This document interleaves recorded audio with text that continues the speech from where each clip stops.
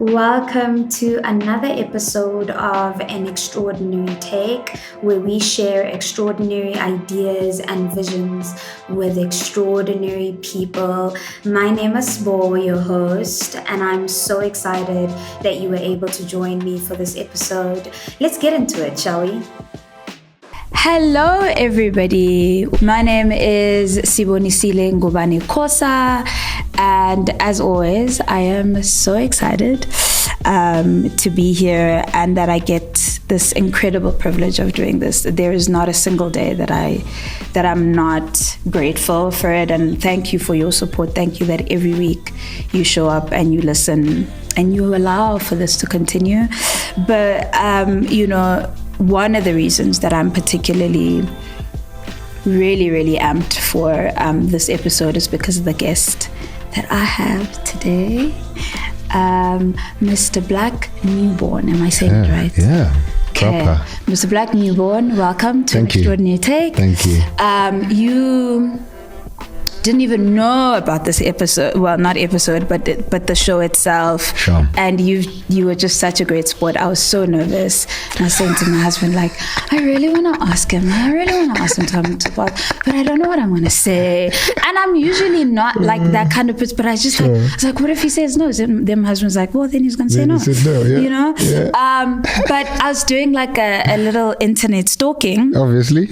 As I should. You should. And I found out that we are brother and sister. Sister and brother. Hectic. You are a fellow Somahas. And you ignored me when I said in the text, what's up, Mo? Yeah, and she just like glossed over it. And I was like, oh, you're just being... Wow, thanks, sis. No, I'm so sorry. Thank you. No. I was like, I thought you're just like being polite. Yeah. Because you did say you were Zulu. Yeah. And what I love about Zulu people, amongst the many things, is that we can just start reciting each other's clan names at the drop of a hat. Like you meet someone, you're like, oh, oh, it's my favorite thing. Yeah. Do people know your real name out there, or like, am I allowed to say, or would it like ruin your street cred? Because it was so difficult to find it.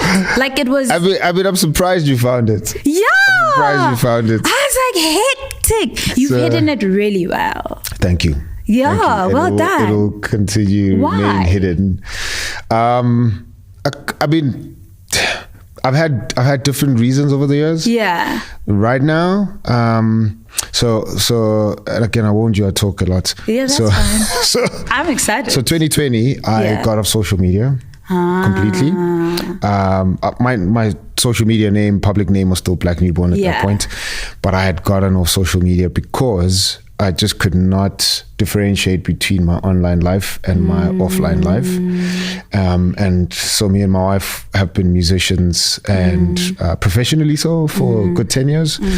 And just the music industry got a bit weird, man. You know, I'm trying to get you to listen to my music, but you're like, can I see your daughter's hand?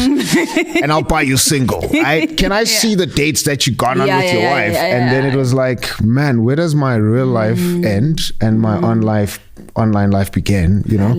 So I couldn't differentiate between the two. So I just deleted everything. It's the first time I found out that, you know, Facebook gives you 14 days to change your mind if you want to not deactivate, but delete.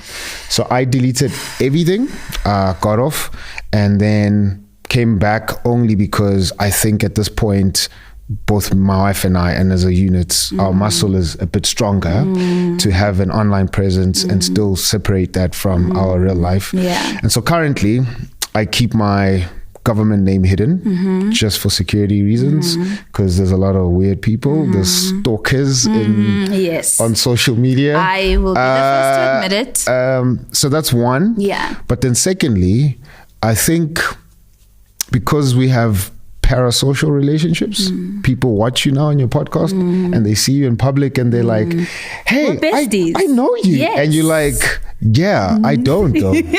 I know you know me through the, but I don't know you, right? And you actually don't even really know me. Yeah. And it's like, that's cool, but we need to acknowledge that it's just a parasocial relationship. It's actually not like a real relationship. We can form a relationship outside of this. Yeah. And so then I realized that because of all these parasocial relationships I have, my government name, my real name, is a gift that I give to people. It's not a gift I give to everyone. And so I'm like, man, if I give you my government name, I'm choosing to give you that gift. And it's part of me saying, I want something more than a parasocial relationship. Sure. Can I tell you? Yeah. I'm so glad I didn't say it now. Yeah. I was always going to ask you, but I'm so glad it must have been the Holy Spirit, because imagine if I came in here and I said, ladies and gentlemen, it would have been fine. Him by. It would have been fine. I would have wanted to shoot myself. No, it would have been fun. I did another podcast where the guy introduced me with my real name. And then I was like, all right, cool. We're here. It's done now. It's okay. Oh, God loves me. Honestly, no, I don't want that to be me. Hectic. Okay, but that makes complete sense. Yeah. I completely get it, and it is an ongoing struggle. It's a lot. But anyway, what I'm also proud of my digging skills. Yeah. I think I'm probably ready to be a detective of some sort, because let's go there. Yeah. But when I was looking at everything that you've done, and internet stalking you, what was actually really cool is I was reminded of one of my favorite movies, which is A Dead Poets Society. I don't know if you know it. Yeah, come on now. You know how I wanted Robin to Williams. Be in that movie? Really? Yeah. How, sir? How? Can we reverse time? Yeah. I can't wait to have kids so I can force them to watch it every year. Sure, that's good. But my favorite part of the movie is when Robin Williams is reciting this poem. I need to go to it's by John Keating. Yeah. And essentially the subject in the poem, I think, is having an existential crisis where they're going what's the point? Why am I here? Oh me, what is this about? Sure. And Robin Williams recites this particular part where it's that the powerful play goes on, and you may contribute a verse. Sure. And then he says, what will your verse be? And I've always loved that line, because, and it's part of why I even started this podcast, because I've always believed that every person is born with this thing, just like a small thing that just sets them apart, right? That makes them slightly different from the rest. I think there's so many similarities between us, but there is something that makes black, right? That no one else can replicate. And for me, this line, what it's saying is there's this incredible production going on. There's this massive play that is this here, Earth, and you get to not only participate, but you get to contribute to the story. You get to contribute a verse. And so it matters that you're here. But it also matters that you hear in your own unique way, right? Which is why I chose An Extraordinary Take. It's we can have the same kind of subject matter, but you will come at it differently.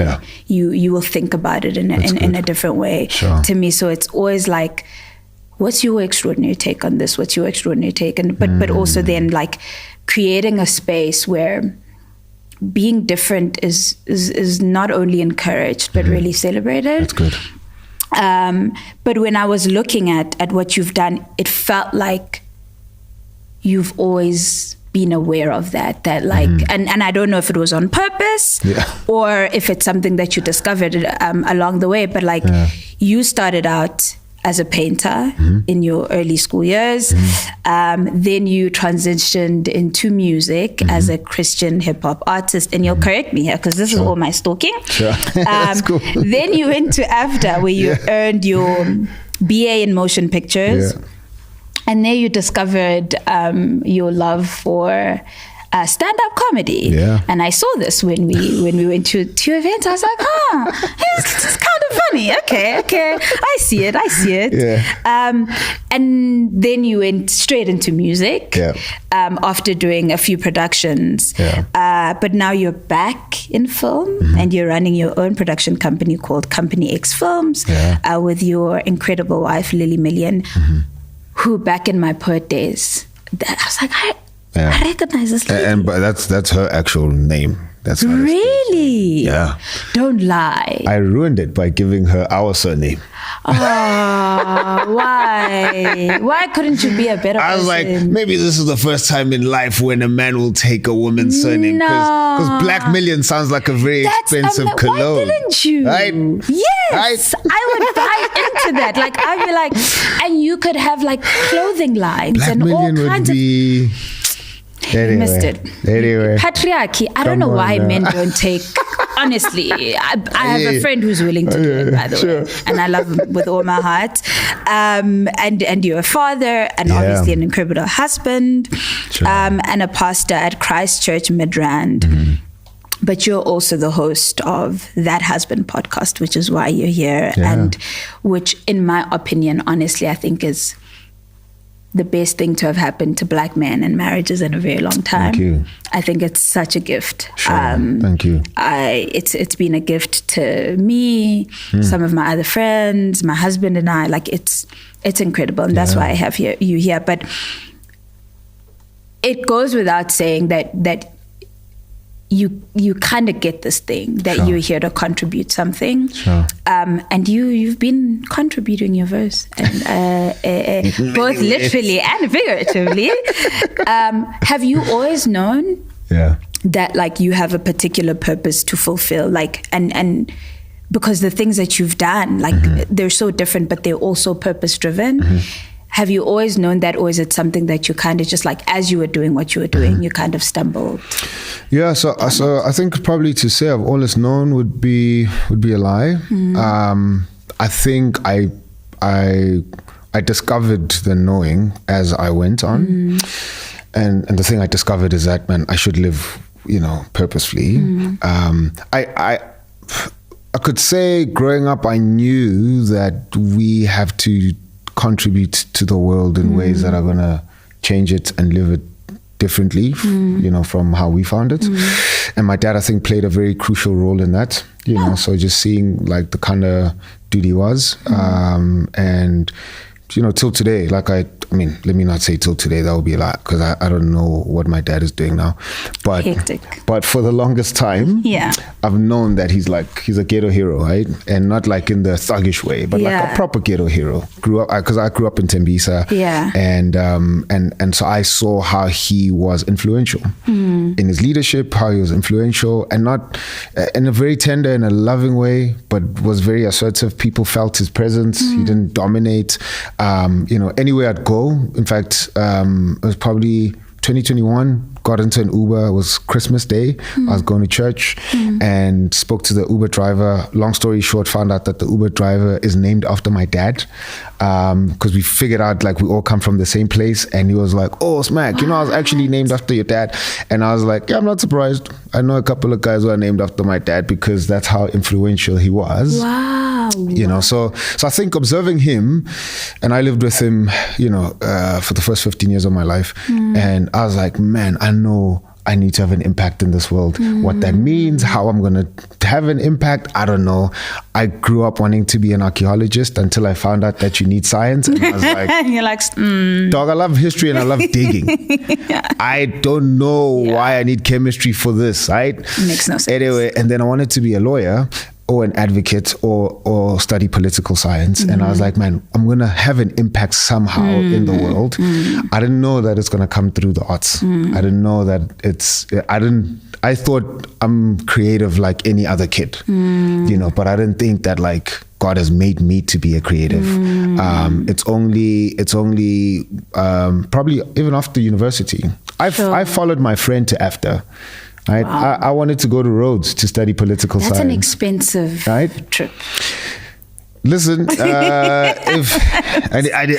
I nearly said something that's dishonoring, but it's okay. It's fine. So I followed him to AFTA, but I guess again, you are who God has made you to be, and you might just be, enjoying life, oblivious, and God is and it'll find you. Just come here. Yeah. Just go here. You need this for the next 10 years. You need this for the next 20 years. You know what I mean? Yeah. So I didn't know that it's gonna come through creativity or anything that you've listed that I've done, but I knew, man, that I need to make an impact.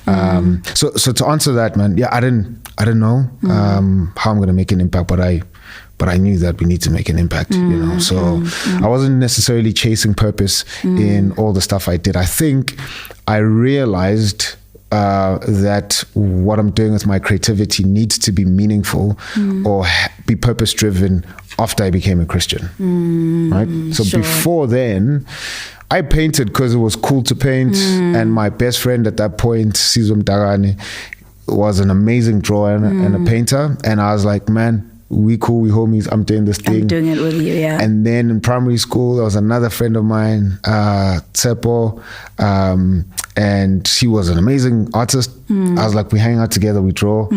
And then grade 7, I was like, man, I need a bigger canvas than any canvas I have. So that's when rap came about, and I just followed that, and we did that throughout high school. Had fun with my friends, released a couple of records, performed across the province. It was really cool. And then followed my friend to AFTA. When I got there, I was like, stand-up comedy, this is cool, I can do this. Did that. And then only after AFTA, because Jesus found me after my 3rd year. And it's only then I was like, okay, I need to be intentional about my creativity. But still, I didn't know that I'm a creative.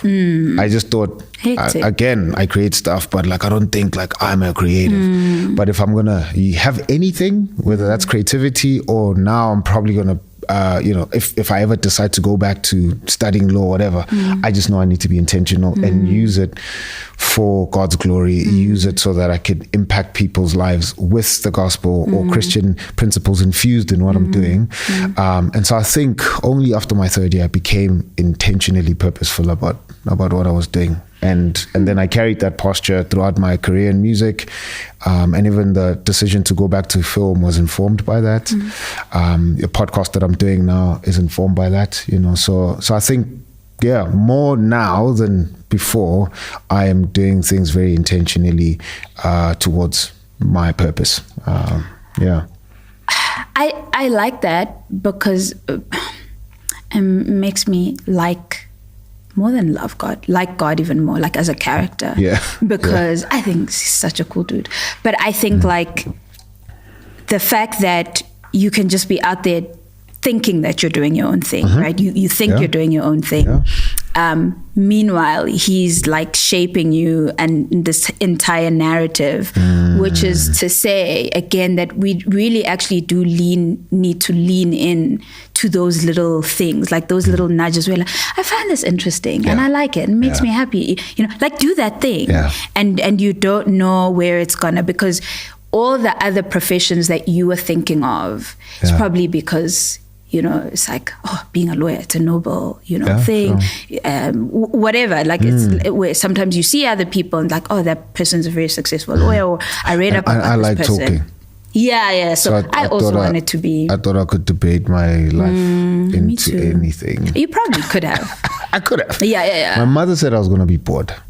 Really? Yeah. And my mother had never intentionally spoken into anything I've ever done. Yeah. So I'd come to her and say, I'm painting now. And she'd be like, all right, cool. Okay, I'm going to go rap now. Oh, you're sagging your pants now. All right, cool. Right? Let's go. And then I was like, man, I'm thinking of doing law, but my friend is going to AFTA. And that was the first time my mother said to me, and she denies this thing till today. And I'm like, Chick, you stop denying this. You changed my life. Yeah. So I said, I'm going to go study political science. And she was like, I think you're going to be bored. I think you can do it. You have capacity, you have the mind to do it, but man, I think you're going to be bored. And I was like, my mother has never said anything like that. She's always like, all right, go for it. Yeah. Now I'm like, okay, maybe I should listen. Right? So then I was like, let's go. Followed my homie, we got to AFTA. So, but I thought just because I like talking. Yeah, that you could. Yeah, I think but it's probably because there's definitely something she saw in you. Sure. When you were telling her and when you were doing all the other mediums, that it was like, I think this is you. This is more you. And she had, thankfully, the foresight to say, no, go after. Because most parents would be like, that's good money. Yeah. Go for it. Yeah. And I get that it's difficult for parents to allow their kids to be who they are. Yeah. Just like it's difficult for ourselves to allow ourselves to be who we are. Come on. It's like it's a thing. Yeah. Okay. So it's so brave. Yeah. It's so brave, but it's so important. And that brings me to That Husband podcast. Yeah. So, oh man, I love it. So I even when I listen to music, it makes me so happy. And I listen to very weird music, sure. Right? But like, who are you listening to now? Bon Iver is what it's just because they're so weird, and sometimes I don't even know what they're saying, but I'm just like, what? You know, sure. What do you mean? Daughter, like those humans. Sure. But I listen and I think, imagine if Justin Vernon was an accountant. You know, can you imagine? Like, that would suck because only he could do what he does. And so you have to say yes. You have to say yes to that nudging feeling that you've got something, specific to offer. And I think people who do say yes are so important because then they expose that to other people, right? And then you go, maybe even me, So for me, when you did your Beans and Bonds, which is like your monthly, I guess, like hangout for husbands, singles and whatnot, where you just talk about like marriage stuff, which is so important, and how to become better, how to show up better, all those things. My husband and I attended the first one, and you were saying like one of the reasons that men aren't like prepared for marriage, or women seem more prepared than men, is that they are thinking about marriage like most of their lives, like as young girls, what dress they're gonna wear, all the things. And my husband turned to me, he was like, "Is that you?" I was like, "No." And that's the crazy thing is, I hated marriage. Wow. Yeah. Look at that. I thought, wow. Ew. Yeah. And that's just because the kind of marriages I was exposed to. Fair. Yeah. It just did not look fun, right? Especially for women. Yeah. Even when I would attend weddings, like the speeches were like, one, always pointed to the woman. Emshadweni awuyifundi phone yendoda. Kuyabekezela kunzima kodwa uyahlala ntombazana uhlama kunzima ubeka idolo phansi. Yeah, like, and I would just sit there and I'd be like, guys, what is going on here? Sure. And especially as I was always like a hopeless romantic because I loved books, but the stuff that I was reading, I couldn't see it modeled in front of in front of me, So I was just like, you know what? I just got to work and I'm going to become really successful. And I'm not bringing a man into my life to cause havoc.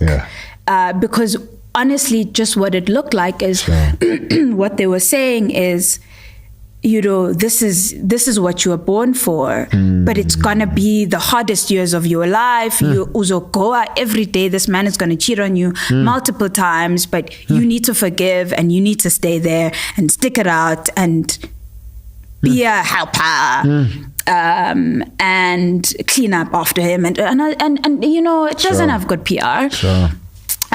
So even at my wedding, my dad was like, "We never thought we would get married." Like the way that, and he said, like, "Do you know I had an uncle who did not attend my wedding, which is crazy, because he was so heartbroken. Why? Because he just thought like it would ruin everything. So at first, everyone wanted me to get married because, it was like, oh, and then I think I kind of showed them, oh, she's fine. In fact, and then they started getting like worried that somebody would, if I did get married, they would ruin my whole trajectory, and my success and whatnot. And he always used to say to me, like, I don't think I'd make it if he's married. But it's probably because we as nai. Yeah, sure. Sure. I don't want to say it, but as a man, because other men will tell their daughters like stay away from, because they know what they do. What they're doing, and I think they were just so protective around me that they thought it could potentially break me. It's crazy. So my dad, like he said, like it took him like about a month or so to actually accept it. It's crazy. And he cried. That's crazy.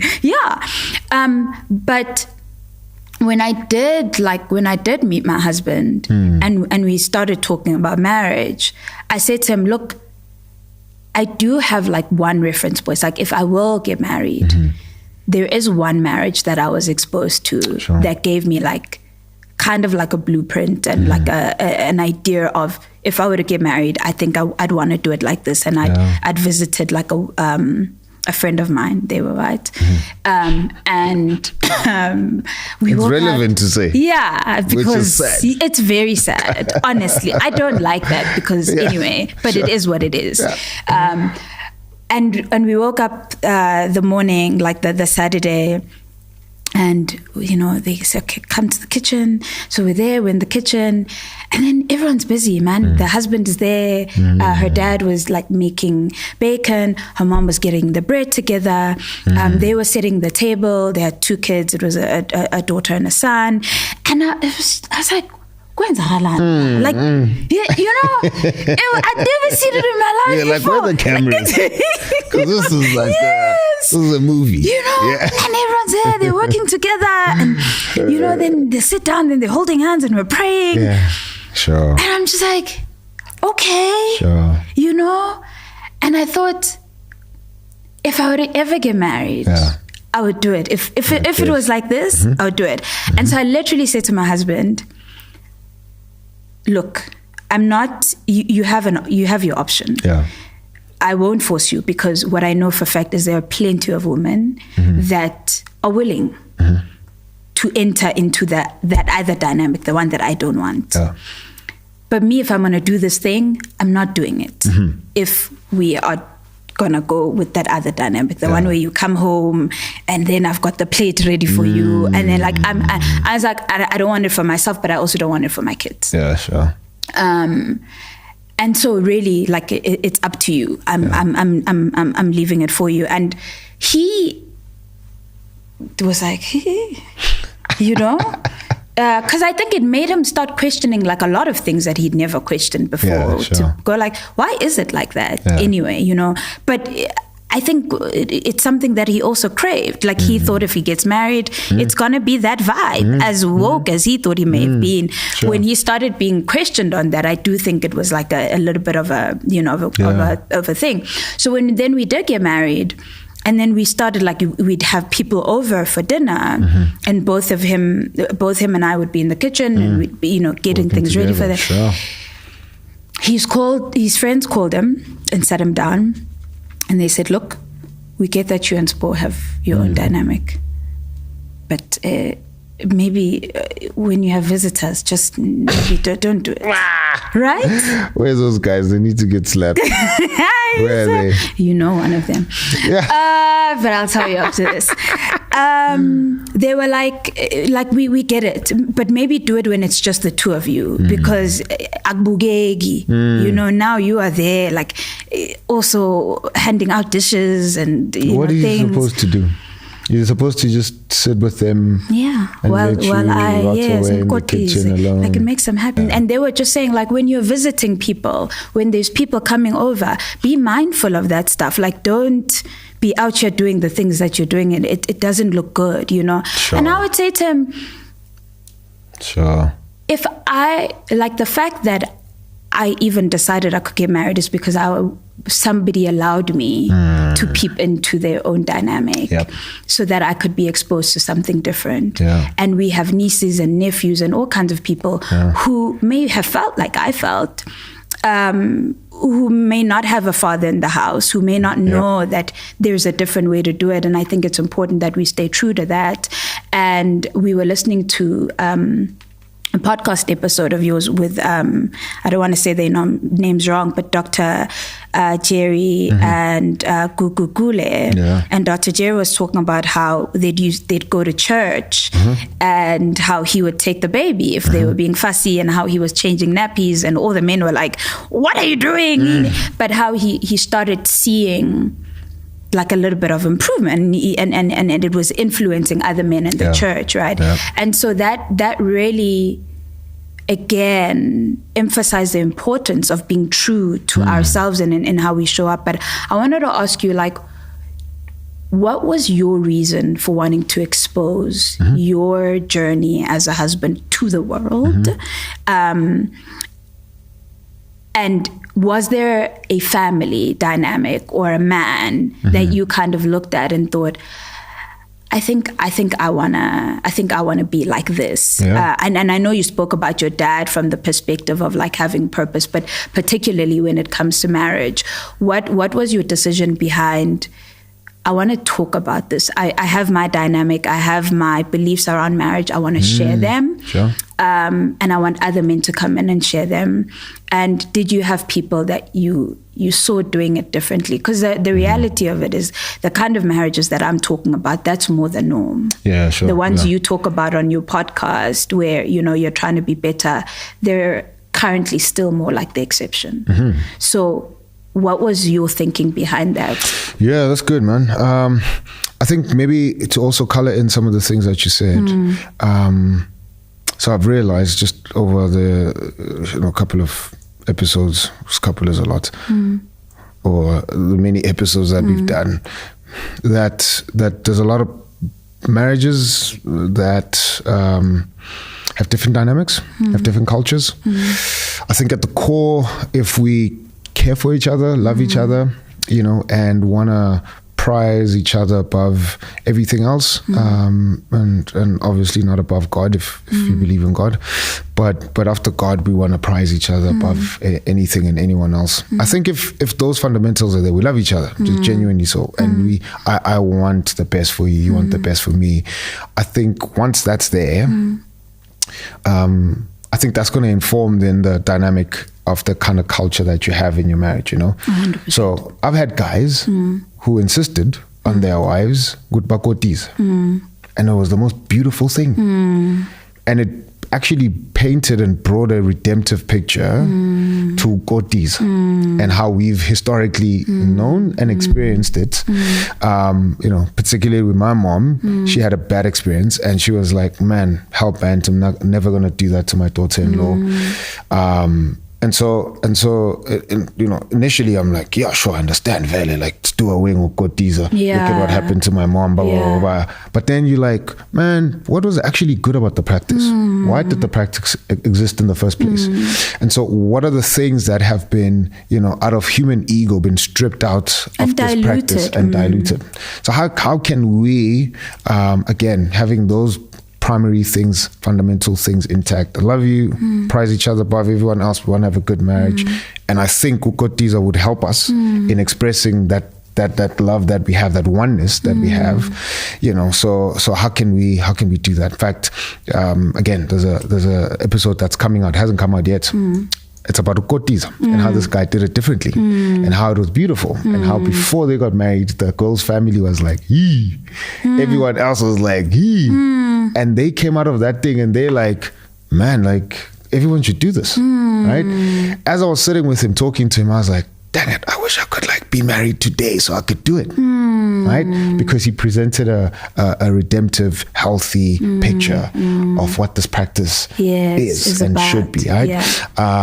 There's again Jerry and Umam Kukule, and they are dynamic, you know. And I'm like, they've been married for 43 years, so they're doing this stuff in the 80s. Yeah, which is crazy. Where it's like it's nuts. Yeah, right. The fact that she didn't want to put on a dugu, bruh. So they're like bucking up against the system, right? Yeah. And they're doing that. They create their dynamic, you know. Another friend of mine, very close friend of mine. In fact, we'd call them like if couples would be married with other couples, we'd be married to this couple, right? So, I love that. So they're like our friend marriage couple, right? Yeah. So the wife grows up in a home where the practices are very traditional. So her mom comes in train, and Patugo, etc. The husband grows up in a village, so he sees that as well, grows up in that kind of environment. But then he grows up and thinks, man, I don't want that for my wife, you know. And he gets to the city and is like, yeah, I'm gonna get like an educated woman, you know, who's not gonna do that stuff. Meets this girl, but falls in love with her because she has ubuntu, you know, and she's still grounded, and so he's like, man, like, but she's very urban as well. Yeah. So they fall in love. Yeah. First day after honeymoon, when they go back to their house, she comes with the tray. Yeah. Because that's what she's known. Yeah. And she's not like, oh, I feel oppressive. Yeah. But she's like, this is how I honor, you know, yes. And to your point, that's the marriage she saw between her mom and her dad. Yes. And it was immediate to her, you know. So like the couple that you went to their house and you saw their marriage, she's like, man, this is what I've known. Yeah. And this was good. My dad and my mom loved each other, etc. So she wants to love and honor. Yeah. He freaks out. Yeah. And he's like, no way, what are you doing? Right? That flips their dynamic. Right? And then she's like, okay, he doesn't want it, so let's do away with the tray. Right? Fast forward like 10 years into their marriage, which is another thing I'm adding to coloring everything that you said. I don't know if this is an African thing or it's a man thing. At a certain age, we want that, right?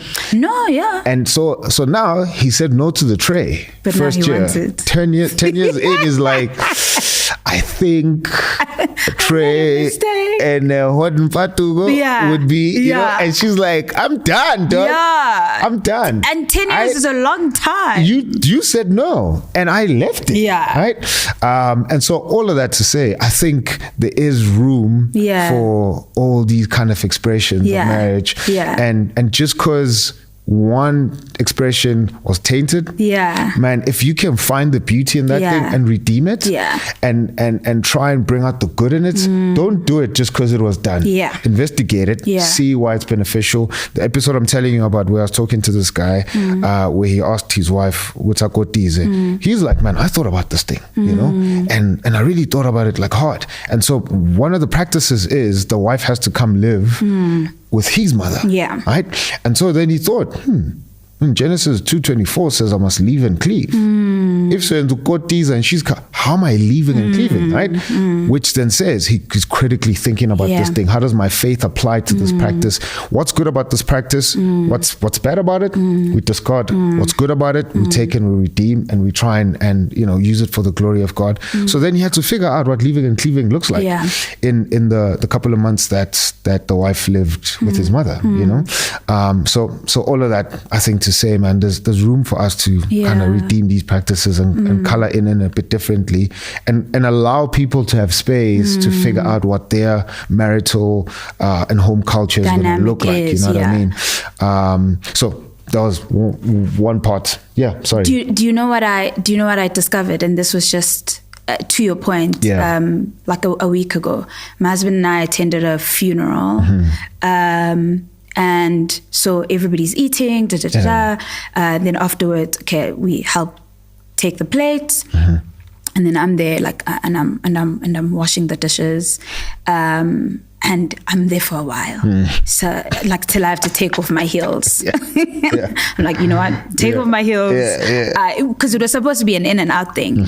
But then and when we're going home, I say to my husband, so I could overhear the mom sitting down and everyone was kind of pointing, I'm makoti loya, I'm makoti, and there's this like sense of pride around it, you know.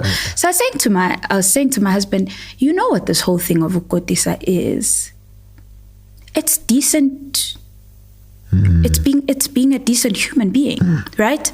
It's ubuntu, like you're saying, and there are roles for men and women. If I'm coming to your house and gunomcimbi, regardless of whether I am whatever, the right thing to do as part of our culture, but as part of our humanity, is to figure out where I can help out, right? Exactly. And what taints these things is then when we want to make them exploitative, and we want to use them to demean other people. We want to use them as like I paid cows for you and therefore you must. So now I'm doing it out of a, okay, I have to do this thing. And that takes out the serving element of it. Totally. Because when I'm serving you, it is out of a recognition of your humanity, but mine as well. Definitely. And I think that's where, for me, like where I think we missed the mark, where there's nothing wrong with these things fundamentally.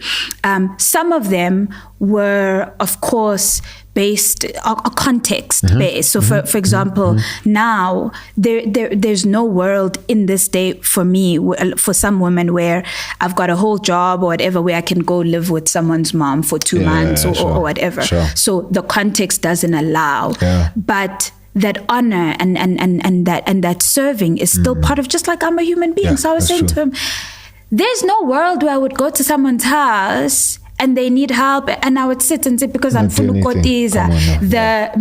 And in my head, it's not even ukotiza. It's just being a decent human being. Just like as a man, when you're going by the graveside, doesn't matter how fancy you're dressed, you're gonna take a shovel and you're gonna you don't. I don't. Fair enough. You're allowed.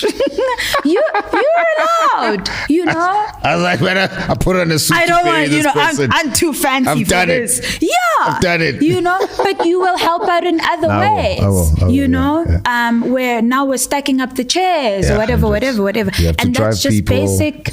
And that's just basic decency. And I don't think that it should be limited to one thing. Yes. So ukotiza gwami can be, I will help bring the groceries and I will come with whoever else is helping me. Yes. If the purpose is to help. Yes. And I help. Yeah, that's good. Why are we fixated on how? Yeah, that's you good. know, and if it's not, and a friend of my mom's was saying this, where she got married, and when she got home to her husband's house, they had to carry thingy for the fire, wood for the fire, and so she had a bakkie and drove the bakkie, took some boys, they put the wood in, and then they came back, and the other wives were livid. Like, this one thinks she's better. Yes, she's supposed to carry it on her head. It was the same with the water. And she said... She had a Brazilian on. Yeah, no. Can't put this was also in the 80s. She definitely it wasn't a Brazilian. Yeah, so she did not have a Brazilian on. But she thought, she was like, what is the purpose? Not for the wood come to that, you know what I mean? But I think when people have a problem with how you do it, that's when it's aimed at demeaning. That's when it's aimed at like proving a point to say, especially when you come in and they're like, this one thinks, because we judge each other, man. No, 100%. You know, I come, maybe I slip in by mistake an English word there, you know, things like that. But I think it's at the heart of who we are helpful people. No, that's good. And I realized that's what ukotiza is. Like that, it's just being a decent human being, and I've been doing it all my life. You know, but although I would say you need to have definitions. Yes. So and you know, so you could say that, like, being a husband, or in your case being a wife, you know, I'm essentially loving. I'm loving my husband, you know, I'm caring for my husband, and would say yes, but you're not going to care for him the same way you care for me. 100%. So even, you know, I'm like, yes, it's being decent, it's being human, but it has to be different because makoti manje. So we have a name for it. Yeah. It's a label. Yeah. I agree with you 100% that obviously when it's used to oppress, man, let's just call it what it is. Demonic, it's evil. Yeah. Don't do that. Yeah. But we have to put definitions to the thing because definitions give us clarity. Yeah. So we can't expect my little sister Ukukotiza. Yes. The same responsibility is not placed on her compared to you. Yeah. And part of that game that the mothers-in-law were doing, it gives them a sense of pride. Yes. You know, so they're not gonna feel the same level of pride that they do for you, that they have for their daughter who's unmarried. And sure, it's not that, you know, you have more value and they don't have value. It's not a value thing, but I think there is we need to distinguish between the thing, you know. Yeah. I stopped being a boyfriend. I stopped being a boyfriend the day I became a husband. It's not the same thing. It's not the same thing. But you don't look like a husband. Look at you now. Yeah. Let's go there. Yeah. Let's do that. Yeah. So if you went into if you went to a family, listen, I don't look like anything I am. You know what I mean? Being a creative. Exactly. I don't look like a pastor. Yeah. I don't look like a husband. Yeah. So I'm like. And I think that's the beautiful thing about life. And I think it's being able to add our own verse.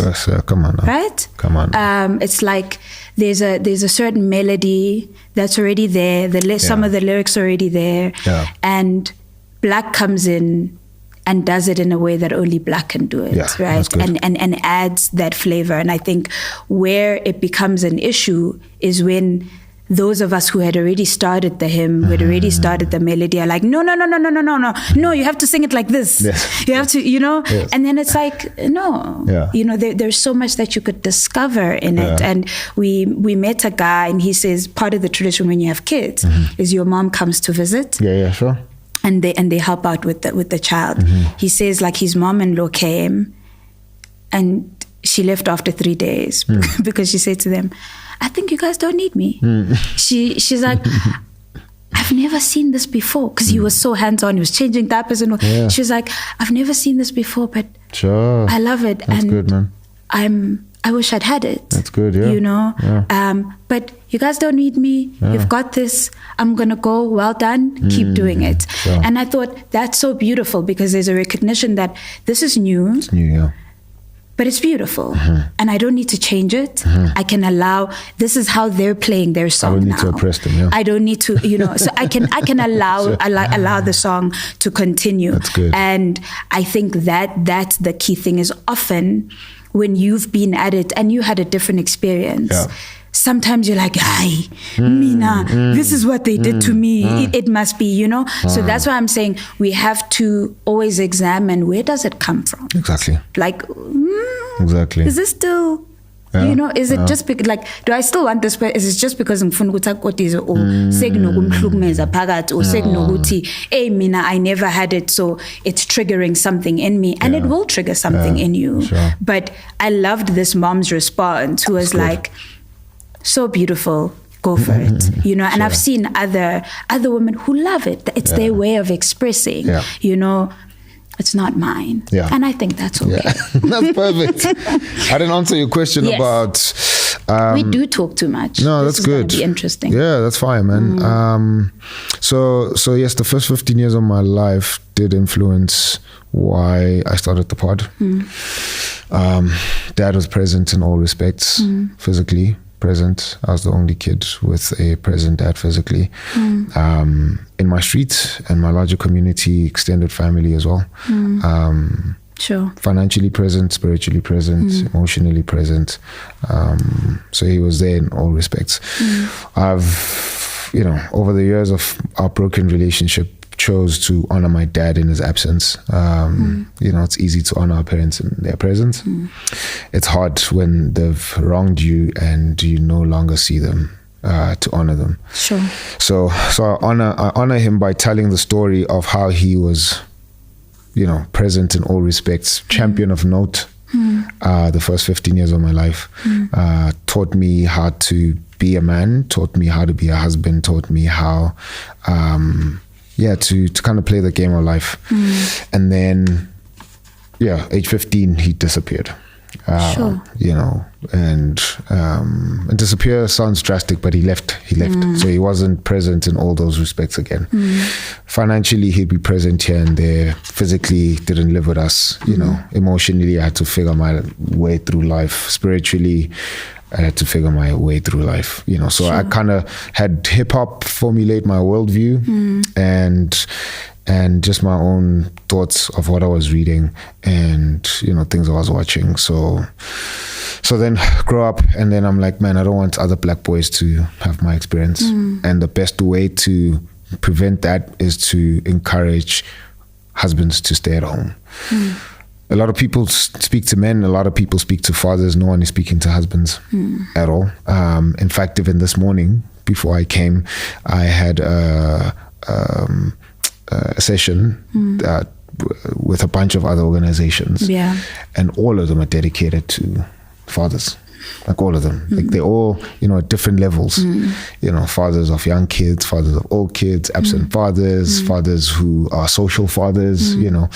So, and literally, I'm the only one in that room who's talking to husbands. Sure. Just like, again, in a no arrogant way, we're the only podcast on the continent that speaks to husbands. Yeah. And so I realized the importance of husbands and how people are undervaluing that role. You know, husbands speak in a very unique role, in a very unique way to both men and fathers who are not married. And so, you know, we have a different kind of leadership as husbands, and that leadership is needed, I think, to keep the family units intact. And if the families are intact, then communities will benefit. And once communities are thriving and healthy, then I think we'll have a thriving and healthy country. And so my story inspired that. I did have a couple of other men around me.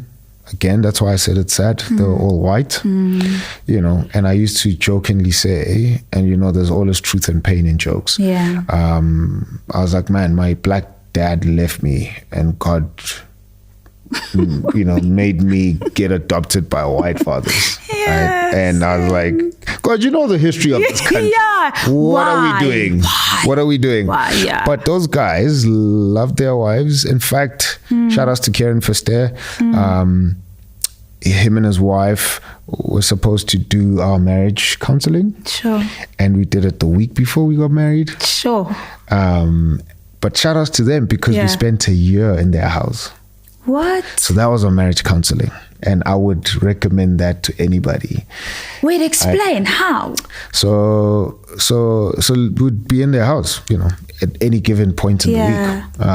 And so I remember my wife saying, why is this couple inviting us to their house? Like, this is weird. Right?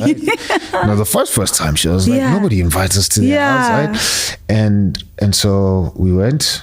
And she thought, you know, it's going to be like, okay, you guys are artists and we're very keen. And they were just like, cool, man, like, come hang out with us. Yeah. And my wife just had like a very intimate, you know, close look at what motherhood and wifing looks like, you know. So Carrie Ann, who's Karen's husband, would be there with the kids. You know, at that point they had a little one, and then the two boys who were just getting into teenagehood, and she's there with the kids. And so my wife was like seeing all of this firsthand. You know, I'm with the husband, and you know, he's like, man, just got off the phone with my wife, we need to pass by Spar and buy bread. Okay, cool, we go. I'm like, okay, this is how it looks like for a husband to be sent to the shops. Okay, cool, I'm learning, right? We get to the house, I did buy the bread, blah, blah, blah, or maybe there's an argument. And then they would resolve the thing in an appropriate way with us looking, you know, and then we're gonna have dinner. Come around on Thursday. Okay, cool. We are on the dinner table. There's I think at that point the youngest was probably like 3 or so, and she's like making noise. So I see mom disciplining, dad disciplining. I'm like, oh, okay, cool. This is what discipline looks like. Cool, you know. We're in the car. He's talking to me about just his insecurities as a husband, as a man, as a dad, you know, and it's one thing to hear a man speak about his insecurities at all these roles, but it's another thing to hear that and see him in the roles, you know. So I'm insecure as a dad in this way, and then we get home and I'm like, oh, there's that insecurity play out, right? I remember one thing I'll never forget, he said, you know, and as a dad now, I'm struggling with this. He played with his sons. played with his daughter because he's very physical, right? And so he plays with them, blah, blah, blah, and he's just there. Like, we come from work, we go to his house, plays with his kids, you know? And then he's like, you know what? My kids are probably going to grow up and think you didn't play with us enough. And I was like, never. Yeah. That's rubbish. Blah, blah, blah. You know, I'd beat the living daylights out of them because I see how you play. And then he's like, seeing my passion, and he's like, I hear what you're saying, but just remember that in their worlds, like, that's all they have. And the 1 hour you miss, that's going to mean like the world to them. And so it's okay. Like, when they're older, you know, they might understand, but just know that you're not going to be like everything, you know. And then there was another guy close to Karen. We all kind of in the same community. He plays with his boys even more. And then I heard his boys say, man, you don't play with us enough, right? And I was like, oh, there's that thing that Karen was talking about, right? But then seeing that, hearing him say that stuff, and then seeing how his boys are, seeing stuff he says about his marriage, going to his house and seeing how his wife responds to him. It was a whole year, right? So it was a whole year. And then I remember the 4 of us sitting like 2 weeks before our wedding, and we were like, Osmak, we haven't opened any of these marriage counseling books. And we were all like, no, man, like, we've been doing marriage counseling. We've lived together. And so let's just go through maybe questions you guys have. And the funny thing is, any question I had, I couldn't ask, because I was like, so what about, okay, you did show me that 3 months ago. Okay, what about budget? Okay, I saw how you spent your money. Okay, what about, you know, so I'm like, literally, and then if he ever watches this, he'd probably be embarrassed. And then we were like, okay, we kind of covered everything in the year, but we didn't talk about sex. Maybe let's talk about what the first night is going to look like, right? And literally, my formal marriage counseling was just us talking about the honeymoon night. And it's like, okay, cool. Well, that's the only thing you hadn't seen. Yes, exactly. Right? We saw everything else. Wow. We saw how they loved each other. I mean, there was points where they took us on holiday with them. Sure. Right? I remember that holiday. Yes, actually need to remember my wife. But there was a holiday we went with them, and I was like, man, this is like so cool, you know? So having my dad leave, Jesus finding me, and then bringing me in this community of these men, and then after that realizing that I'm enjoying the benefit of all of these other men around me, and then I was like, man, how many guys don't get to enjoy this? So let's start the pod, right? Sure. Let's do the pod, and let's link up with guys and try and help them as they, you know, stumble forward in their marriage. And so that's why I chose to, you know, expose my marriage to the whole world, which I don't think it is. My wife would have told me that you expose it too much. You're doing too much. You're doing too much. But I mean, it's actually, it's so crazy, like the importance of like people really allowing us into their lives. 1,000, because but there's also a redemptive thing about that in the sense that, like, I think often people feel like if you didn't have it in your home, it means you'll never have it, right? Like if you didn't have the actual experience yourself between your parents, then it's chai for you. But it's like, not really. No. And I guess more than anything, it's like, I guess figuring out how do you make yourself open to those people. You know, like you guys were lucky enough to be invited. But like, if you're trying to be intentional about being a good husband or a good wife or whatever, like how do you kind of peep that? I think these people might know what they're doing a little bit, and say, hey, can I ask you a few questions? Can I sneak in a little bit into your life? Because one of the things that when you were hosting your Beans and Barns, you guys were talking about accountability, and I loved it so much because I think the husband you were speaking to spoke about that you shouldn't just expect accountability, but you should also invite it. And I thought that's so good, because then ultimately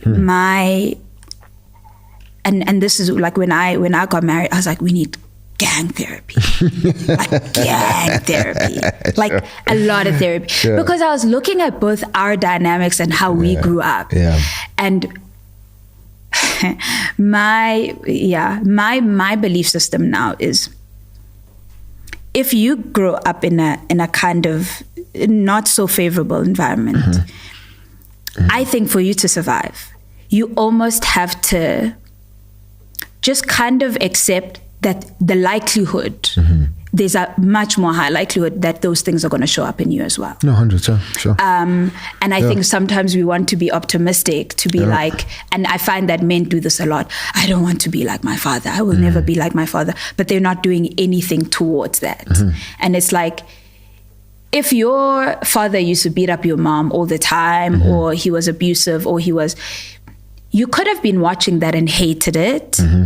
But it's going somewhere in your system. And so hating it does not mean you will not become it. It does not mean that it will not show up in some way. And so what I would say to him is like, I think we'll be in therapy all our lives. And funny enough, I spoke to my mom this one time, then I spoke to my dad. And after the call, I said, I can never leave therapy. I was like, I can never leave because these people, I'm part of them. They're part of me. It's going to be very difficult for me to run away from, and so I'm constantly going to have to be unpacking this stuff. And so with us, I was like, we need gang, because we don't know, right? And even with that dynamic, it was once or twice, right? Like, it wasn't an ongoing thing. So I saw what I saw, but it wasn't like you guys, where you're there for a year. So what does true accountability for husbands and men who also aren't married, what does it actually look like, right? Because I think we all have, no one thinks they're going to be a terrible husband. You know what I mean? Sure. Like, no, and this is something that you said when we're having the conversation where, is it Seta or Seta? He was like, men must choose wisely. And you were like, I hear that, but as the one that's choosing, like, are you, like, are you good in yourself? Like, would somebody be choosing wisely if they chose you? And what are some of the things that men should be doing or questioning about this, even before they get married, to figure out, like, can I do this thing? Like, am I what I think I am? Because marriage will show you. Expose that quick. Like, you, even for women, like, you think, me, I'm this, and part of Steve Biko's thinking around Black consciousness is this idea of not defining ourselves by what we're not.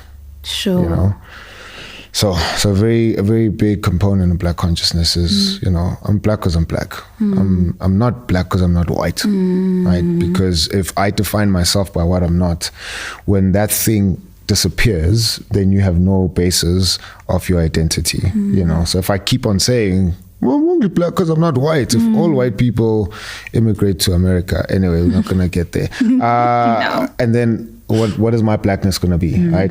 And so in the same way, a lot of men say, I am not going to be my dad. I'm not going to be my dad. You are defining yourself by what you're not. You're using a standard of your definition as something that's outside of your control. I'm like, if your dad disappears, if your dad dies or whatever, and then you come to the end of that relationship, then who are you? What are you? So don't define yourself by what you're not. You're not your dad. You're not your dad. I'm not going to be like him. Yes, It's obvious. Yeah. You're not him. So don't try and figure out, who am I? Start asking those questions, you know. So who's black? You know, what makes me me?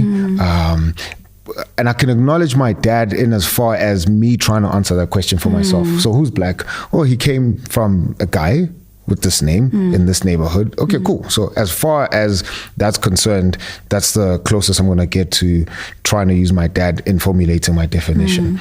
But it can't be the core of my definition, right? For me, Jesus obviously helped me with, kind of anchoring but really anchoring my identity.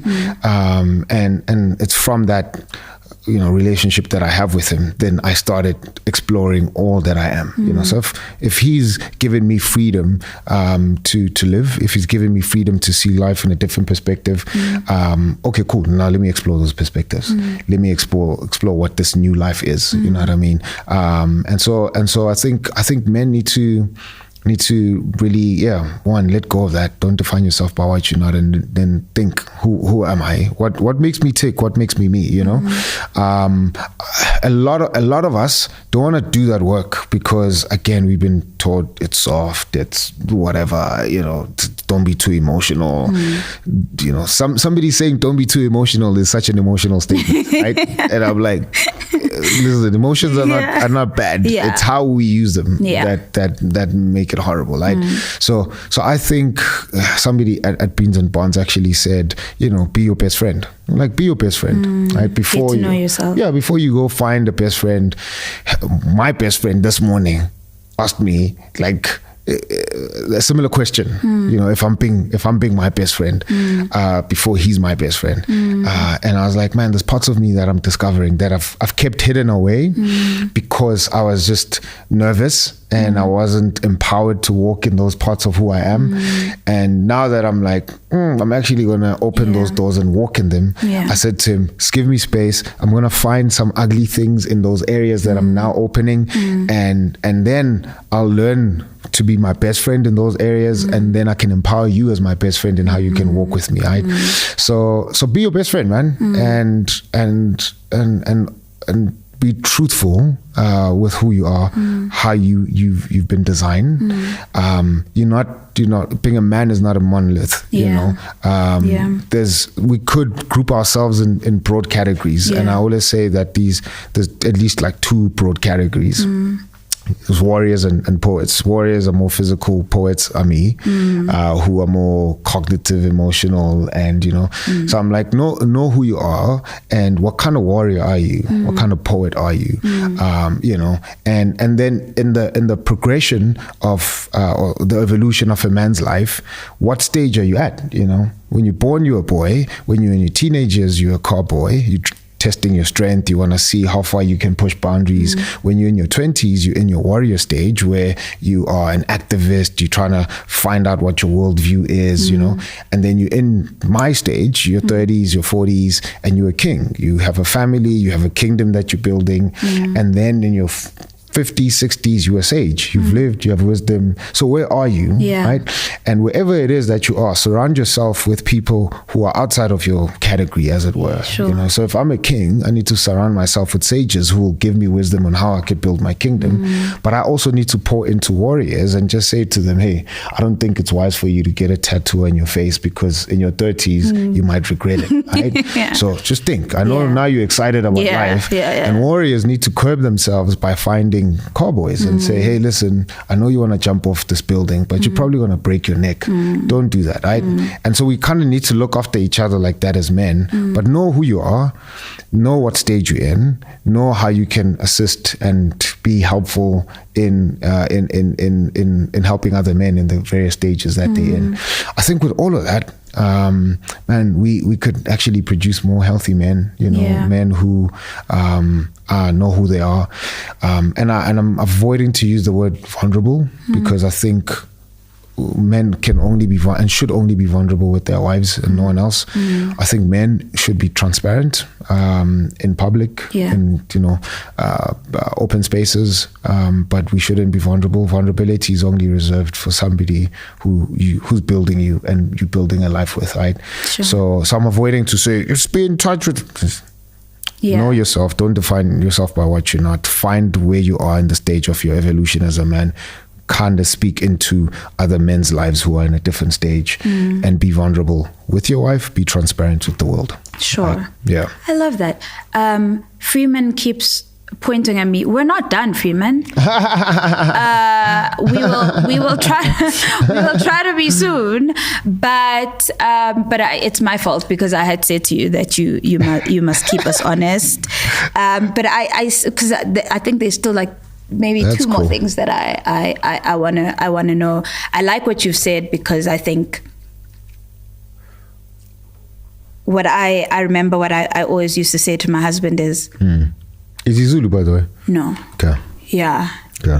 I intentionally. Hater. Yeah. No. Hater. I want to live a nice life. Hater. I don't want to be fighting. Keep it within. No ways. Absolutely. Keep the bloodline pure.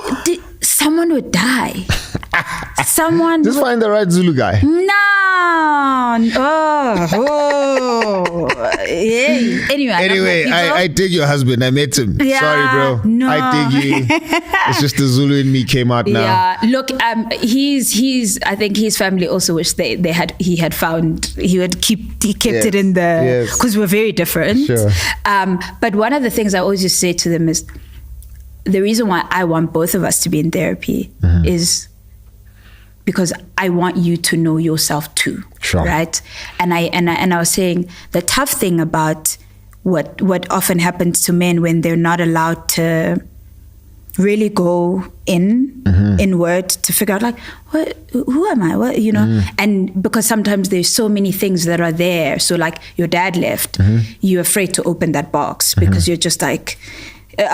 So some men don't even talk about it. Just, whatever. But like very surface level. By shutting out that part, you also keep yourself from finding out the other stuff. Like, who am I? And if I can say who am I, how do I want to be loved? Yeah. What do I like? What do I not like? And I was saying, I want you to get to know that, and not what do I like surface level, like respect. Everyone should be respected, regardless. Sure. But what triggers like a happy memory for me? Like just like certain women, it's like flowers. A lot of guys don't know what those things are for them. So I was saying, when you are avoiding the trauma, you're also avoiding being able to vocalize the many different ways that you want me to show up for yourself. Sure. And so I want both of us to be in therapy so that you're so self-aware, you can even say, no, actually, I don't like that what I did made you feel this way, but this is why I did it. Because there's like a thought process where often when you don't know yourself, you just like men will just say sorry, I'm just sorry. And it's like because it's awkward. Yeah, but I'm like, but why? Tell me why you did it. I don't like sorry. Like tell me why you did it. Sure. And I find that like it's just because you don't have the language. Like why do you press in and ask him why? Why? Why do you want to know why he did it? Because I want him to know why he did it. He did it so I don't want him to apologize for something that could have potentially maybe actually made him feel good, for example, or something that he did because he actually wanted to do it. It's just the unintended consequences of what it meant from me, right? Because then we will be in a continuous loop of I'm sorry, and you'll keep repeating the action because actually you like this thing. Like it makes you happy, and don't think of something like super toxic, but like it could be anything where you said something and I want to know. Or maybe it could be like a joke, right? Where you say, "Hi, vele when you never, whatever." I'm like, Could there be another thing behind the thing? Like we're saying we're joking, but what if there's and when you don't know the thing behind the thing, we're constantly going to be fighting about this thing. Why do you want that for him? So that I can show up for him in a fair way, if I may say. Why? Because I think that's what it is to be in partnership. So I have a very strong personality. Yeah. And I think, and my husband's very chill and very laid back, and I always worry about just taking him along and him just following because you know, I want him to be able to go, I agree with you. I generally agree. I'm not saying yes because you made such a great argument, but when I think about it for myself, I think so that, because I often think that like it could sound good right now, but if you're not convicted, I want him to be convicted, so that whatever decision we're making an agreement, right? Our pastor caregiver, when we were getting married, the one thing he kept saying was like, where there's agreement, God will release a blessing. Yeah, sure. And he was like, if you do anything without agreement, you're already opening yourself up to, you know. So I'm always pressing on that because I want to know what his why is, and what do things mean to him, and I don't want him to apologize just for the sake of apologizing. I want him to sometimes say, I'll apologize like out of courtesy, but actually I thought about this, and I did it with my chest, you know, because there's certain things as well that I don't like apologizing, and so I think things through. Yeah, that's good. So that when you ask me, I can take you through my thought process. And what I'd also say to him is like, I don't get a kick out of feeling like I won an argument. Like I had the last word where I explained something. Especially to somebody you're married to, Exactly, where I'm like, I showed you, you know. I want us both to show up as equals, where you're like, no, I hear you, but also I don't agree. And we go at it, because then everyone is showing up as themselves. Why do you ask that? Do you think? Which is good, and I love what you're saying, because in the mind of a man, vulnerability translates as military language. So the world can't expect us to be vulnerable with them. You pressing for that level of openness, self-awareness, because you're building. You guys are building something, and you want to protect that. You've invested yourself. You've given yourself to him. He's done that to you as well, and you want to grow this thing. And so he has to be vulnerable and show you all the parts of him that are not even like, you know, pretty, and where he's limited, and where he's gonna feel like if somebody presses there, man, like I'm gonna be emasculated, or you know, my you know, being a man, however he defines that, is gonna crumble at that moment, right? You're the only person who can get that as his wife, and you care for what it is that you guys are building. And again, to your pastor's point, it is very crucial that you both agree in order for this thing that you're building to move forward. And so if it's going to move forward, he has to expose himself to you that way. But we can't expect men to expose themselves to everyone else. Girlfriends want their boyfriends to expose themselves that way, and they're not getting it. And then they think, wow, like, I'm not going to marry this guy if he's not open. There's no level of commitment there, right? That requires for him, you know, at a very subconscious level, to open up himself in that way. He knows that we haven't crossed the threshold. There's an invisible line that we cross as married people. Some cross it at the altar, some cross it, you know, 5 years later. But before a man crosses that line, he's just not gonna open up in that way. You can press him and force him in many other ways. Subconsciously, he knows that, like, again, if you hear any general or anybody speak, you know, to their army, and they're like, we have a vulnerability here. They'll say, all troops, go around that, cover that vulnerability, because that's where the enemy is going to attack. And so the man thinks that way. If I have a vulnerability and I expose I'm exposing myself, she could easily kill me. And so I'm like, I've given that. That's crazy. I've given that access to my wife. My wife can kill me. I've given her that power. And she can use those vulnerabilities to empower me, so that I can become the kind of man that she needs, that I'm supposed to be myself as well. And so it's important for us to notice that. And I always say, it is hard then when a man who is married and does not become vulnerable with his wife. At that point, I'm like, yeah, homie, we need a lot of therapy, because this is where your guards are supposed to be down. Yeah. And so what has happened? What are you not seeing from your wife that's keeping that part of you closed? Yeah.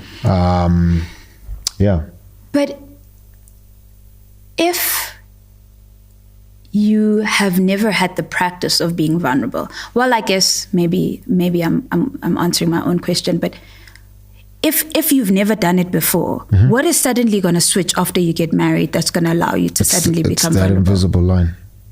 Really? Yeah. That thing is crazy.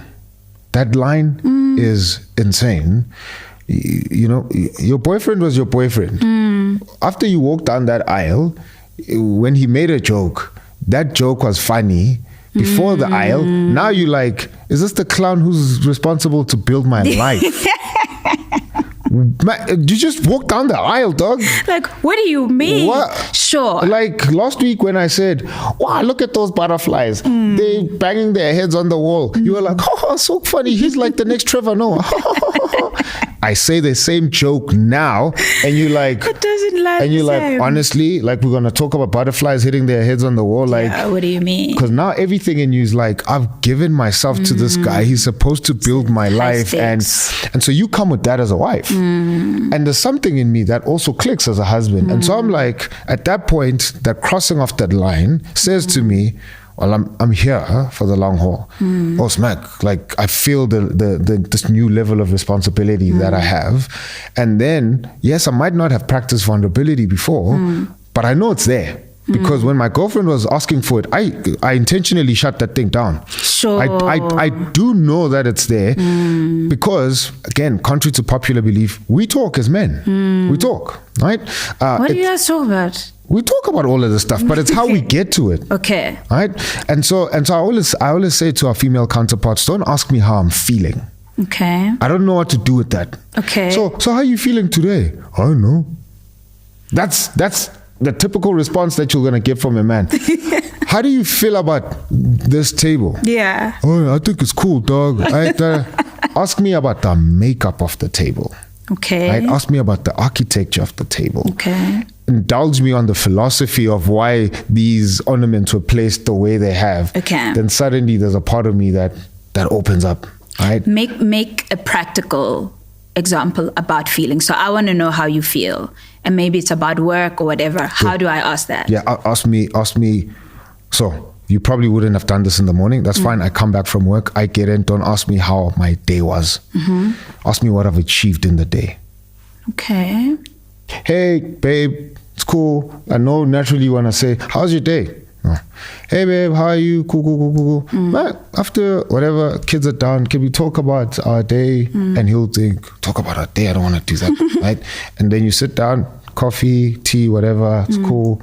Man, like, just can you give me like 3 things that you achieved today and maybe 2 things that you failed in? Okay. Right? And so he goes practical. Yeah, sure. Okay.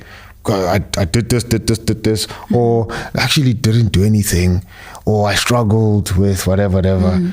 And then once you've engaged him on that, because you have to engage him at a visionary level. He came into the day wanting to achieve whatever vision he had. There were these 3 tasks that I wanted to do, and so yes, he feels happy if he's achieved them. He feels disappointed if they didn't work. But once you engage him on what those things are, and he tells you what they are, then you can ask him how he feels about those things. Because now he has a thing to attach his feelings to. Yeah. Right? So I know I'm happy when Pirates wins. I don't watch soccer, but I'm happy when Pirates wins. Yeah. So don't ask me. So how do you feel about the match? I don't know. But hey, can you explain to me like the strategy of why you think Pirates lost or won the game? So they lost because this guy's an idiot. He didn't play like this. Blah blah blah blah. Oh, that's fascinating. Who's supposed to be playing with him he was supposed to play with this guy? Like, how many other matches have you seen him play in? 4 other matches. Blah blah blah blah. Now he knows the what. Yeah. Now that you have all the what. So with all of that, like, how do you feel that they lost now?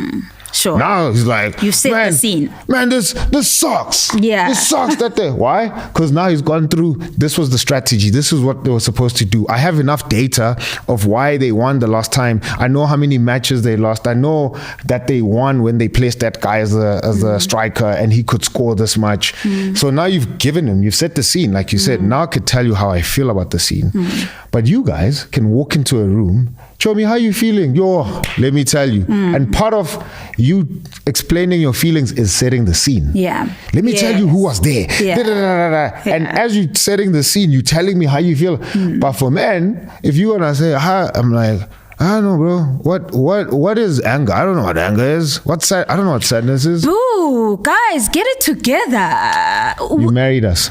Ska, with all of, there's so many books, there's so many, but where I will indulge you is, I hosted a Mothers and Daughters Day, because there is also a thing with relationships between moms and their daughters. It's can be very volatile. Sure.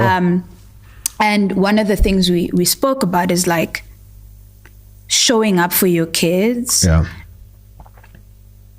Not like how to create closeness. So you can't show up the way that you want to show up. 1,000. You have to meet them where they are. It's 1,000. And I was watching this clip where this therapist was saying, like, your kids are always ready to connect with you. It's just not necessarily on your terms. And so if it's the same, like when they come in from a long day at school and you go, how was your day? But she's like, listen to them, like, oh, I hate maths class or whatever, and then go into that, oh, why? What, and then that's how you connect. So I get it from that lens, right? And I think that makes, I do think we have to learn each other, but I also do think that men have a responsibility to figure, like, so you figured out for yourself and for some other men what allows you to bring that wall down. I think it is a responsibility of every single human, and in this case, man, to figure out, I do want to be vulnerable. I do want to be vulnerable to my wife. What does it look like for me? And then say to me, Uba, here's this boy, when you ask me how I feel. Like, don't then sit in a corner and expect me to figure it out. You need to give me your map coordinates to yourself. He doesn't know. Why? Why not? He doesn't know. Why not? You and guys, if you don't know, who must know? You guys mirror each other as women all the time, right? And so one, we don't mirror ourselves, especially when it comes to our emotions. Yeah. And maybe not even just at an emotional level, but at the level at which we need to do deep work. Yeah. To, think about how it is that we show up. Yeah. The only way we mirror each other is in actions. And so a lot of men come into a room, and either you're going to be the alpha, going to be in charge, or you're going to be the ice boy, right? And so then you guys are boring. And so here, that's the thing where I'm saying, and a lot of warriors do that. Poet me, who wants to talk, philosophize about the world, pontificate. I'm like, me. That's why I don't watch soccer, because I was like, man, I don't want to be alpha, I don't want to be ice boy. I'm not playing here, right? I leave, right? Because again, I'm like, my DNA can't mirror that, right? Because men are all about, I saw it with my dad. My dad did all the amazing things the first 15 years of my life. In varsity, when I decided to, when I said to myself, I'm going to be a man, the thing I went to was my dad loved my mom, first 15 years, loved us, didn't cheat on my mom, was physically present, was emotional, all of that. And I said, I'm going to be the opposite. I didn't think about what my dad said. I didn't think about how my dad made me feel.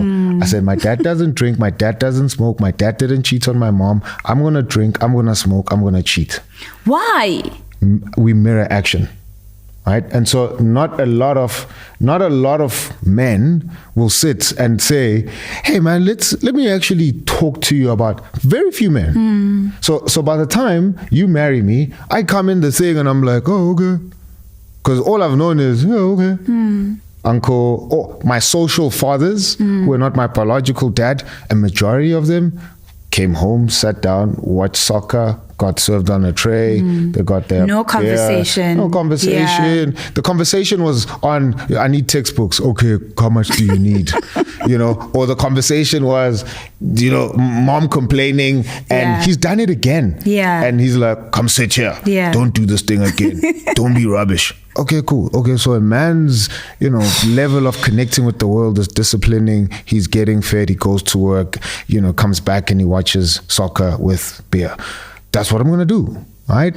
And so I'm like, in one sense, I hear what you're saying, and it's fair for you to say, well, at least tell me how I'm supposed to interpret you, etc., etc. And I'm not saying it's a burden. Please. I'm not saying the burden is on you to figure me out. Not at all, right? But I'm just saying to you, you trying to say to me, help me. I don't know how to help you. I don't know with what to help you with. I don't know. Go to therapy. Fair. Or watch my podcast. Because we're all, yes. You know what I mean? Because we're all adults now. Yeah. Or really watch your podcast. But okay, to close it off. Yeah. Single women that want to get married, that are with their partners,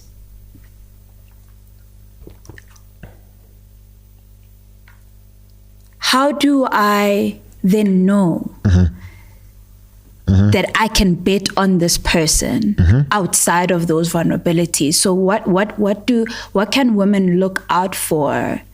Yeah. Because it's so cryptic. Now I have to wait for us to cross this invisible line. We haven't crossed the invisible line. This is my life we're talking about. Yep. And listen, there are studies out here now that are coming out saying like married women or single women live longer than married women, because married women pour their lives into their husbands and no one is pouring back into them.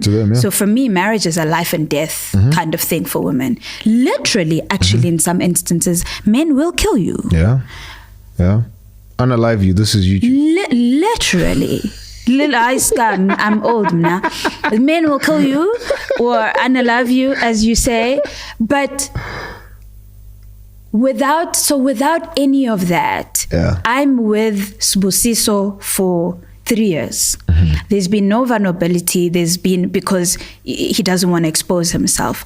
What do I as a single woman look out for me to know, okay, I can cross this invisible line with this person and I won't die, be it physically or figuratively? Two things.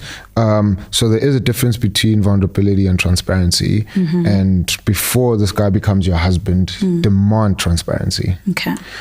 Transparency, if a man is a house, transparency says, come look through the window. See all the contents, see the furniture, here's the carpet, this is who I am. Be practical. Literal. So I was transparent with you the whole interview. Yeah. Told you about my dad. Yeah. Told you about my history. I've told you about, my passions. Yeah. But you haven't touched my wounds.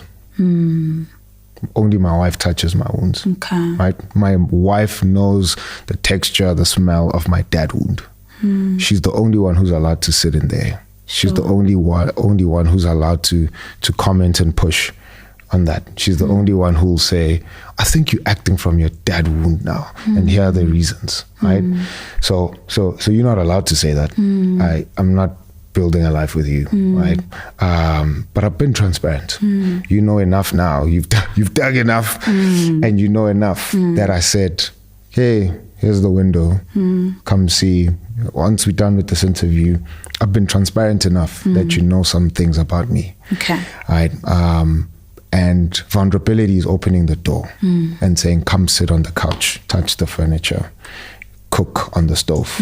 Touch me, feel all my parts, and the things that could easily break me, you are allowed to sit on. You know, here's the bed, sleep on it.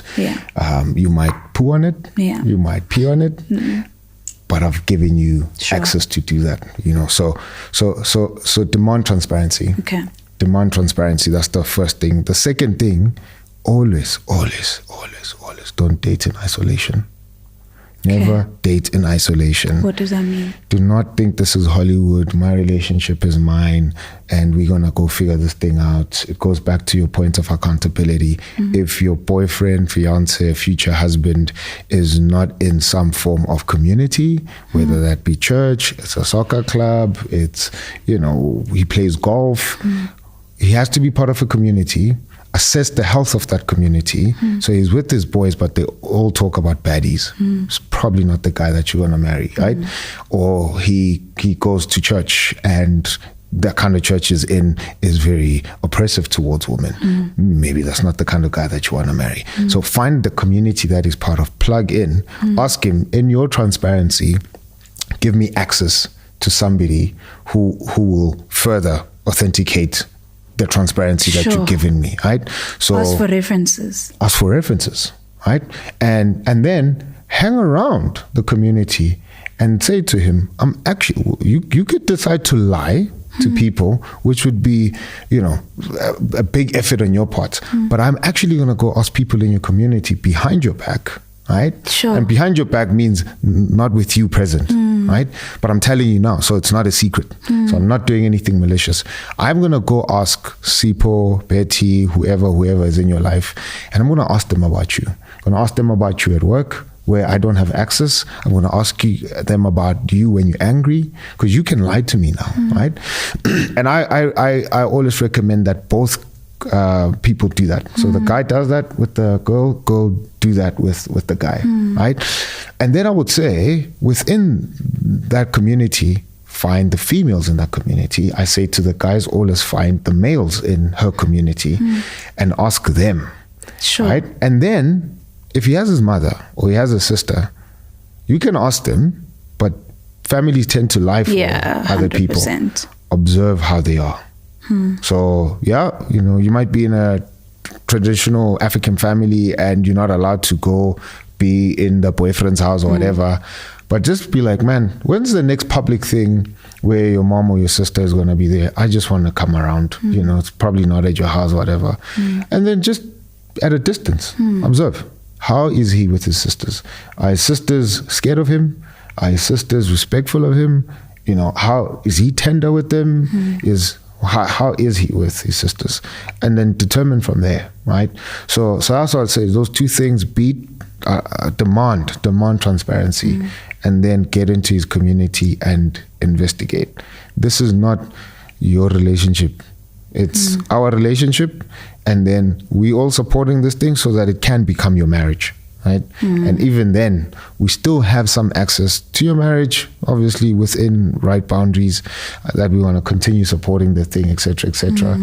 But do that, I would say, That makes sense. And I actually liked what you said when you were talking about accountability in marriage, and you're saying you need to have like some people in mind that you would be afraid to disappoint. Life. And my husband spoke about that at length, and I was like, that simplifies things so much, right? Because if you're like, I don't want to disappoint this person, then that's how you base your decision. But then also your wife needs to have access to people that she can write you out to, is what straight up is what, and that you would feel some type of way about disappointing. Straight up. My mother-in-law is one of those other people. I have a thing with old ladies. Yeah. You know, my mother's becoming an old lady as well. And my husband's the same with my family. They think he walks on water, and he was like, I don't even know where I would start. Yeah. You know, to just like say that stuff. Yeah. Thank you so much. Appreciate this, man. This has been amazing. To end it off, what is your,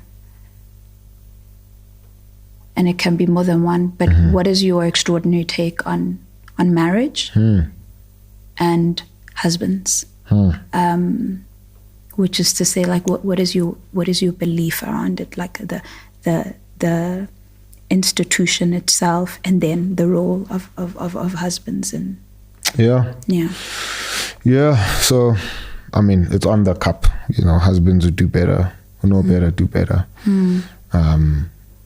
I think husbands need to be free enough to know that we're failing, but we're failing forward. We're not failing and remaining stagnant and beating ourselves up. I think there's a new breed of husbands. I agree.